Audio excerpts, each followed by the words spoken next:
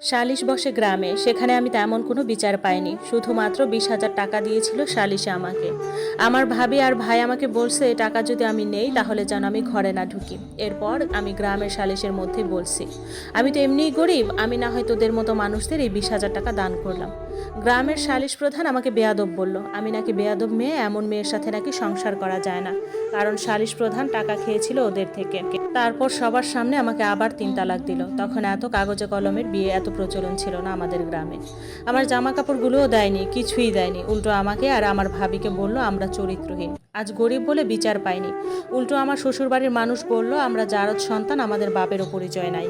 সত্যি আমাদের পরিচয় নাই, আজ পর্যন্ত বাপের কিছুই পাইনি, পরিচয়টাও না। যাক, সব আমাদের নসিব। সালিশ শেষে চলে আসলাম। একই গ্রামে থাকতাম আমরা, এবং আমাদের ঘর থেকে ওদের ঘর ছিল এক পুকুর এর এপার আর ওপার। আমার যাদের ঘর, আমাদের ঘর থেকে হেঁটে গেলে 10 মিনিট লাগতো। নিজেদের ঘরে চলে আসি। 2 রুমের ঘর ছিল আমাদের। এক রুমে ভাই ভাবি, আরেক রুমে আমি, আম্মা আর ভাইয়ের 5 বছরের মেয়ে থাকতাম। সাথে ছোট রান্নাঘর, কিন্তু ভাত খেতাম আমাদের রুমটাতে। আমি চলে আসার পর অনেক কান্না করি, কলেজায় অনেক ব্যথা হতো। আজ শ্যামবর্ণের বলে আমার জীবনটা এমন। ঘরে বসে কাঁথা সেলাই করতাম, মানুষের ধান শুকাতাম। কেউ কোনো কাজের জন্য ডাকলে করে দিতাম, মোড়া বানাতাম, শীতল পাটি বানাতাম। জায়গার অভাবের জন্য হাঁস মুরগি কিনতে পারি নাই। ভাবি খুব আদর করতো আমাকে। আমাদের কোনো আত্মীয় স্বজন ছিল না যে কারো বাড়িতে বেড়াতে যাব। আমার জন্য তখন বিয়ের প্রস্তাব আসা শুরু করলো। বয়স্ক লোক আসতো বেশি। আমার মা আমার ভাবিকে অনেক বকা দিত, কারণ আমার ভাবি এসব বয়স্ক লোকদের কাছে বিয়ে দিতে চাইতো না বলে। কিন্তু মা বলতো এই জামাই তালাক দেওয়া বেডির জন্য রাজপুত্র কই পাবি। এইসব নিয়ে ভাবিকে অনেক গালাগালি করতো আম্মা, কিন্তু ভাবি বলতো বুড়া বেটার কাছে কেন বিয়ে দিব, দরকার হলে ঘরের পালা বাঁধবো। এরপর মধ্যে ভাবি অনাকাঙ্ক্ষিতভাবে আবার গর্ভবতী হয়ে যায়। ভাবি অনেক অসুস্থ হয়ে যায়। আমি ঘরের সব কাজ করতাম, ভাবিকে শুধু হাত ধোয়ায় ভাত খাওয়াতাম, কিন্তু উনি টুকিটাকি করতে চাইতো। আমি শুধু আমার স্বামীর সুখ দেখতাম। অনেক সুখে আছে ওরা। ও যে বাড়িটা করেছিল সেটা বিক্রি করে দেয়, বিক্রি করে নাকি বউকে গয়না কিনে দেয়, আর বাকি টাকা ব্যবসার জন্য রাখে। ওরা অনেক সুখী পরিবার ছিল, দেখলেই চোখ জড়িয়ে যেত। আর আমার মনে শুধু আগুন জ্বলতো, কিন্তু চোখে কোনো পানি আসতো না। এর মধ্যে বর্ষাকাল আসে। বর্ষাকালে তেমন কাজকর্ম থাকে না। ভাবির শরীর এত খারাপ যে বলার মতো না।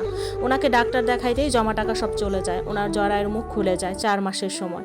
তখন মেডিকেলে ভর্তি করায়, আবার সেলাই করে দেয়। এসব নিয়ে অনেক অনেক টাকার বিষয় ছিল। আমার একটা চেন ছিল, সেটা আমি বিক্রি করে দিই ভাবির চিকিৎসার জন্য। আমার ভাবি সবসময় বলতো আল্লাহ আমাকে অনেক সুখী করবেন। দিন চলে যায়, থেমে থাকে না। ভাবির অবস্থা খুব খারাপ হয়। ডেলিভারির সময় হয়েছে, ওনাকে যে মেডিকেলে নিয়ে যাব সেই টাকা ছিল না। ওনার অবস্থা খুব খারাপ ছিল। তখন আমি আমার এক বাড়ির পাশের ভাইকে নিয়ে আমার স্বামীর বাড়ির পাশে গেলাম। আমি ঘরে যাইনি, পাশে দাঁড়িয়েছিলাম। ভাইটাকে দিয়ে ডাকালাম। ও আসার পর ওনার পায়ে ধরে 10,000 টাকা ভিক্ষা চাইলাম। সে বলল 10,000 টাকা নেই, 5,000 টাকা আছে, দিতে পারি, তবে আমার সাথে একবার থাকতে হবে। আমি বললাম কোথায় থাকবো? তখন বলল বাড়িতে কেউ নেই, ওরা সবাই আমার বউয়ের বাপের বাড়ি গেছে। ওর মুখে আমার বউ কথাটা শুনে অনেক খারাপ লাগলো। যাক, আমি রাজি হলাম, কারণ তখন হালাল হারামের কথা চিন্তা করার সময় ছিল না। আমার একটু ইচ্ছে হচ্ছিল না শারীরিক সম্পর্ক করার, কিন্তু 5,000 টাকার জন্য করতে হলো। তারপর উনি আমাকে আসার সময় 3,000 টাকা দিল।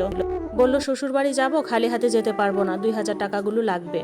আমি অনেক মিনতি করেছি, কিন্তু দেয়নি। সেই 3,000 টাকা নিয়ে দৌড়ে দৌড়ে বাড়ির দিকে গেলাম। ভাইয়ের হাতে টাকা দিলাম। ভাই আর আমি ভ্যানে করে ভাবিকে মেডিকেলে নিয়ে গেলাম। কিন্তু আফসোস, হাসপাতালে ঢোকার পরপরই ডাক্তার ডেলিভারির জন্য নিয়ে গেল। ডেলিভারির সময় একটা পুত্র সন্তান জন্ম দিয়ে আমার ভাবি মারা যায়। আমার ভাবির খুব ইচ্ছে হয়েছিল গরুর মাংস দিয়ে ভাত খাওয়ার, কিন্তু আফসোস খাওয়াতে পারি নাই। হাসপাতালে বিল আসলো 6,000 টাকা। পুরো টাকা দিতে পারছিলাম না বলে আমার ভাবির লাশ আর ছেলেকে দিচ্ছিল না। পরে হাতে পায়ে ধরে গ্রাম থেকে চাঁদা তুলে 5,000 টাকা দিয়ে ভাবির লাশ আর ছেলেকে আনলাম। ছেলেটা খুব কান্না করতেছিল, আমার চোখে যেন পানিরা বিদ্রোহ করেছে, তারা আসতেছেও না। পরে গ্রামের চাঁদার টাকা দিয়ে দাফন কাজ শেষ হলো। আমার ভাইয়ের ছেলেটার জন্য যে দুধ কিনবো সেই টাকাও ছিল না। পরে ঘরের কলসি বিক্রি করে 17 টাকা দিয়ে 1 কেজি দুধ কিনি। অভাব যখন দুয়ারে দাঁড়ায়, প্রিয়তমার শোক তখন ভুলে কাজে বের হতে হয়। ভাবি মারা যাওয়ার 2 দিন পরে আমার ভাই কাজে যায়। ভাই কাজ থেকে ফিরলে বাজার আনে আর ঘরে আগুন জ্বলে। টাকার অভাবে ভাবির 4 দিন না কুলখানির মিলাদও পড়াতে পারি নাই।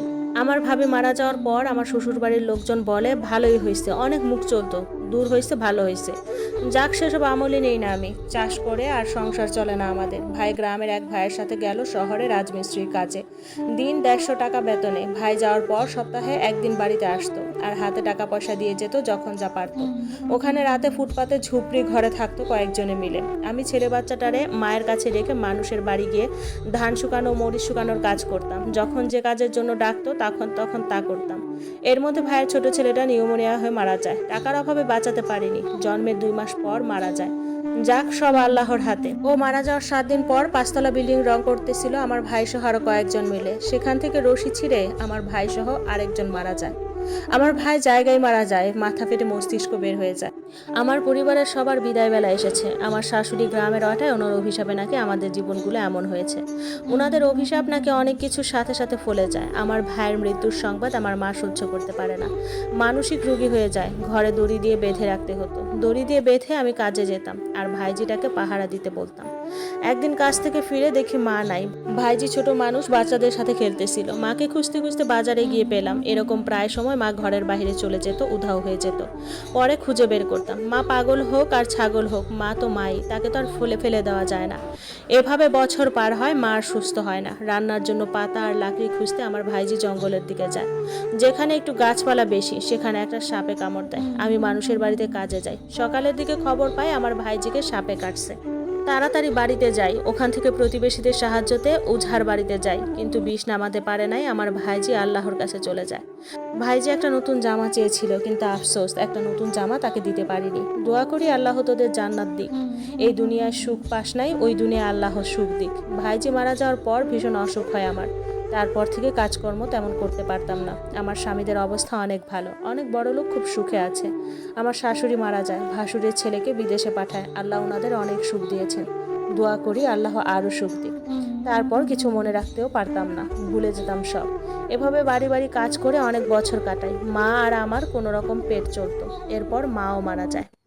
আমিও বৃদ্ধ হয়ে অসুস্থ হয়ে যাই, কাজকর্মে জোর পাই না। এদিকে যাদের জায়গায় থাকতাম তারা নাকি বাড়ি করবে, এজন্য জায়গাটা থেকে উচ্ছেদ করে দেয়। এরপর শহরে আসি, ভিক্ষা করি। ভিক্ষা করেই জীবন যায়।